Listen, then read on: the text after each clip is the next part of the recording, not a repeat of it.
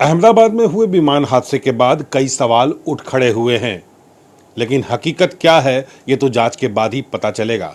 हमारे साथ aviation expert Subhash Goyal जी मौजूद हैं, उनसे हम बात करेंगे। सर, जो घटना घटी, इस घटना के बारे में ये कहा जा रहा है कि फ्लाइट जो है पहले पेरिस से दिल्ली आई, दिल्ली से फिर अहमदाबाद भेज दिया गया, अहमदाबाद से फिर लंदन के लिए उसको रवानगी की गई। तो सर, इन सबों के बीच क्या रेस्ट दिया जाता है फ्लाइट को या नहीं? नहीं, देखिए, फ्लाइट जैसे दिल्ली पहुंची तो बिफोर इट टेक्स ऑफ उसका कंप्लीट चेकिंग होती है और सर्टिफाइड इंजीनियर्स उसको चेक करते हैं, और जब वो ओके करते हैं उसी के बाद पायलट भी तैयार होता है फ़्लाइट लेने के लिए, और वो भी होता है। और पेरिस से जब दिल्ली आई होगी तो क्रू चेंज हुआ होगा। और इसी तरीके से जब ये अहमदाबाद पहुंची फ़्लाइट, जहाज़ जो है, जहाज़ की लाइफ काफ़ी लंबी होती है, but at a time different जहाज़ों की डिफरेंट रेंज होती है।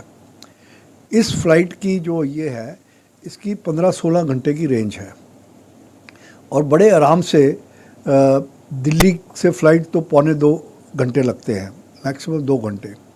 उसके बाद 1.5-2 घंटा प्लेन रुकता है, उसकी दोबारा ऑयल, पानी, हर चीज़, यहाँ तक कि टायरों की हवा भी चेक होती है, और उसके बाद सर्टिफाई करके ही प्लेन टेक ऑफ करता है। जो ये 787 ड्रीम लाइनर है, ये one of the world safest aircraft है। अब दुनिया की हर एयरलाइन, जो भी मेजर एयरलाइंस हैं, सबके पास ये जहाज़ है। 1000 से ऊपर जहाज़ ये है वर्ल्ड में। तो ये पहली बार है कि का एक्सीडेंट हुआ, और ये वाकई बड़े हैरान करने वाली बात है कि प्लेन ने टेक ऑफ करा, फुल थ्रस्ट के साथ टेक ऑफ करा। अगर इंजन फेल हो गया होता तो फिर ये टेक ऑफ ही नहीं करता। टेक ऑफ के बाद क्या हुआ है वो इन्वेस्टिगेट करने वाली बात है। वो इनको ब्लैक बॉक्स से, क्योंकि टेक ऑफ करने के बाद ही मेडे कैप्टन ने कहा, जो ATC एयर ट्रैफिक कंट्रोल ने सुना और कहा कि बोथ इंजन्स हैव फेल्ड। ये एयर ट्रैफिक कंट्रोल की रिपोर्ट है। तो क्या कारण हुआ है, कंप्यूटर फेल हुआ है, कोई ग्लिच हुआ है, या क्या हुआ है, ये कहना बड़ा मुश्किल है, और ये इन्वेस्टिगेशन के बाद ही पता लगेगा।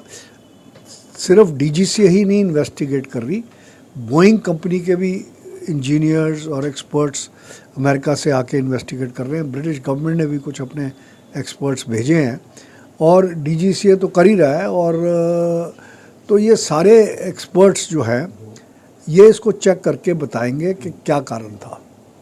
सर, अगर देखा जाए तो फ़्लाइट की, जैसे आपने बताया कि कैपेसिटी 12 से 14 घंटे होती है, तो जो पायलट और को पायलट होते हैं या जो क्रू मेंबर होते हैं, क्या उन्हें रेस्ट मिलता है या बिल्कुल 10 घंटे से ऊपर किसी को अलाउ नहीं होता फ्लाई करना, और उसके बाद रेस्ट मिलता है। क्रू को भी रेस्ट मिलता है, और क्रू चेंज हो जाता है। और जो बहुत लंबी फ़्लाइट है उसमें 2 सेट्स ऑफ पायलट्स होते हैं, पायलट एंड को पायलट, और वो चेंज कर लेते हैं ताकि कोई भी पायलट फटीग में ना फ्लाई कर सके। ये तो सर आप लॉ एंड ऑर्डर कानून की बात बता रहे हैं, लेकिन खबरें ये भी आती है कि नहीं, कंटिन्यू पायलट से कराया जाता है, क्रू मेंबर से कराया जाता है। इसके बारे में I can not comment, because DGCA ये अलाउड नहीं करता। नौकरी से निकालने की धमकी दी जाती है। नहीं, I don't think this is correct. They can be rumours, और इसके बारे में तो मैं कमेंट नहीं कर सकता।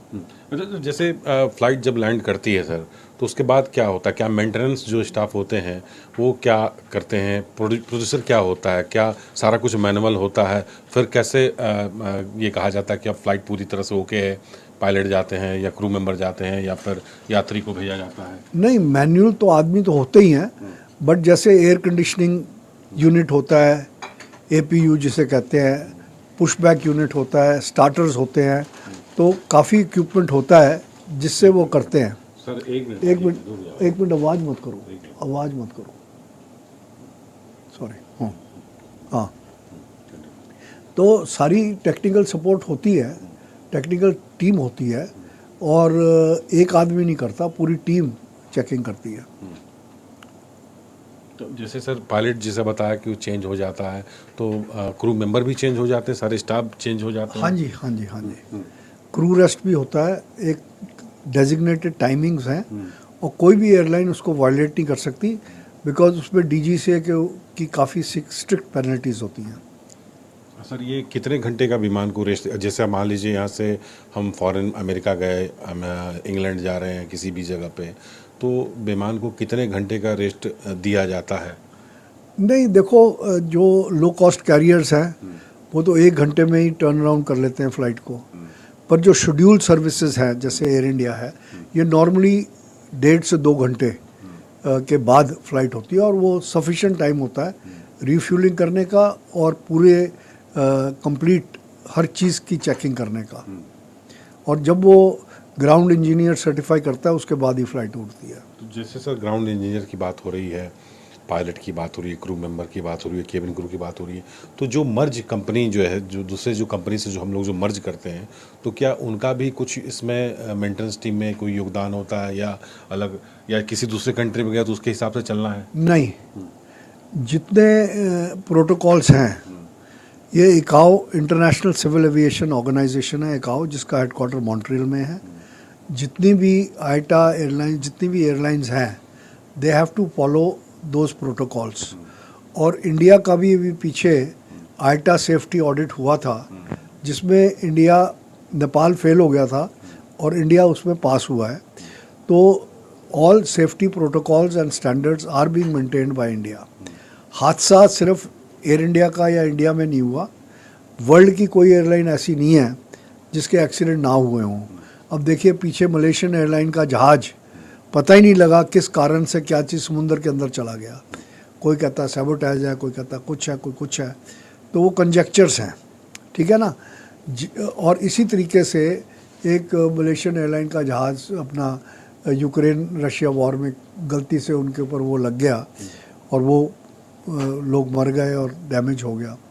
और इसी तरीके से अभी इंडिगो का जहाज़ श्रीनगर एयरपोर्ट पे उसकी जो नोज़ थी जिसमें सारे रेडियो इक्विपमेंट मतलब होते हैं सेंसिटिव इक्विपमेंट्स, तो वो डैमेज हुई, पर पायलट ने लैंड कर दिया और उसके पास ही हैड रीच द एयरपोर्ट, तो सारे पैसेंजर बच गए। तो ये तो चांस की बात है और बाकी सारे पैसेंजर्स ख़त्म हो गए। एक पैसेंजर बच गया जो 11A एमरजेंसी सीट पे बैठा था, वो झटके से उसकी दरवाज़ा खुला और वो वहाँ पर कर गया। तो कहने का मतलब ये है कि जाखो राखे साइयाँ मार सके ना कोई, तो वो बच गया। तो मेरा कहने का मतलब ये है कि ये सिचुएशन जो भी है ये तो इन्वेस्टिगेशन के बाद पता लगेगी। अब पायलट एरर इसलिए नहीं हो सकता कि पायलट का मेडिकल होता है बैठने से पहले। अब क्या प्रोसीजर्स हैं कॉकपिट के अंदर, क्या फॉलो हो रहा है, उसके बारे में मैं कॉम्पिटेंट नहीं हूँ। सर पायलट और को पायलट जब अंदर जाते हैं सर, तो को पायलट को सीनियर पायलट की तो बात माननी ही होती है सर, वो उनके इंस्ट्रक्ट से वो को पायलट काम करते हैं या कुछ अलग होता है? नहीं देखो, there are protocols, right, protocols हैं, वो प्रोटोकॉल्स फॉलो होते हैं और इसीलिए ब्लैक बॉक्स को ढूंढते हैं, क्योंकि ब्लैक बॉक्स में सारी रिकॉर्डिंग होती है, लास्ट सेकंड तक की रिकॉर्डिंग है क्रैश से पहले। और ब्लैक बॉक्स ना तो आग से जलता है ना समुंदर में गलता है, तो इसीलिए ब्लैक बॉक्स की एनालिसिस के बाद और जितने एक्सपर्ट्स हैं उनकी एनालिसिस के बाद हम किसी कंक्लूजन पे पहुंचेंगे। मैं यहाँ से बैठा हुआ कुछ कहने के लिए I think it's not correct. तो एविएशन एक्सपर्ट सुभाष गोयल जो पूरी जानकारी हमें दे रहे थे, बता रहे थे कि किस तरह से ग्राउंड पर जो है कैसे काम किया जाता है और किसके आदेश पर जो है फिर जो है टेक ऑफ जो है फ्लाइट को किया जाता है। बहरहाल पूरे जो है घटना की जो है अभी तफ्तीश जारी है। कैमरा पर्सन राणा विनाश के साथ पवन मिश्रा, न्यूज़ 24 दिल्ली।